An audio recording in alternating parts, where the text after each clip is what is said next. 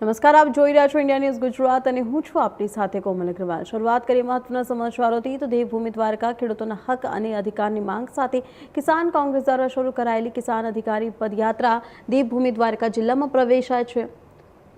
વ્રિજવાડીથી શરૂ થયેલા પદયાત્રા ખંભાળિયા તાલુકાના મહાદેવિયા ગામે પહોંચતા જ સ્થાનિક ખેડૂતો અને ગ્રામજનોએ ભવ્ય સ્વાગત કર્યું હતું। મોટી સંખ્યામાં ખેડૂતો પદયાત્રામાં જોડાયા પોતાના પ્રશ્નોને આવાજ આપી રહ્યા છે। ખેડૂતોને પાકના યોગ્ય ભાવ, સિંચાઈ, પાક વીમા સહિતના વિવિધ મુદ્દાઓને લઈને યોજાયેલા આ પદયાત્રા આગામી 14 જુલાઈએ દ્વારકા પહોંચશે, તો જ્યાં દ્વારકાધીશ મંદિરે ધ્વજા અર્પણ કરવામાં આવશે અને ખેડૂતોના પ્રશ્નના નિરાકરણ માટે પ્રાર્થના કરવામાં આવશે।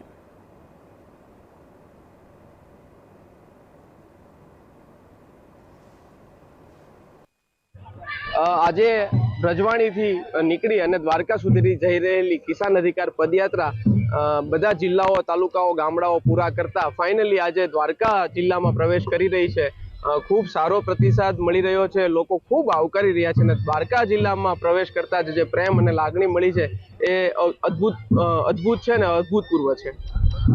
વ્રજવાણીથી ખેડૂતોના પ્રશ્નોને લઈ અને આ સરકારની ફરિયાદ સામડિયા સરકારને કરવા માટે જગતનો તાત સરકારના નાથ એટલે કે નાગરિકોની વચ્ચેથી થઈ અને જગતના નાથ પાસે ફરિયાદ લઈને જાય છે કે હે સામડિયા સરકાર, આ સરકાર છે અમારી બનાવેલી સરકાર, અમારી છાતીમાં થાંભલા નાખે છે, એની ક્યાંક ને ક્યાંક સદબુદ્ધિ આપ।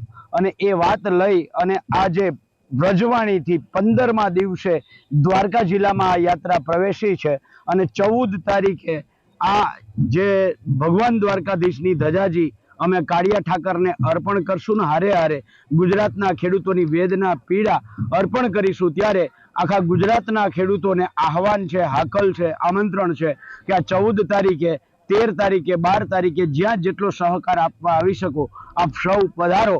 પણ 14 તારીખે જ્યારે આપણે સામડિયા સરકાર પાસે પહોંચીએ ત્યારે આખા ગુજરાતના ખેડૂત ભાઈ બહેનો ને પધારવા માટે આમંત્રણ, આહવાન અને હાકલ છે।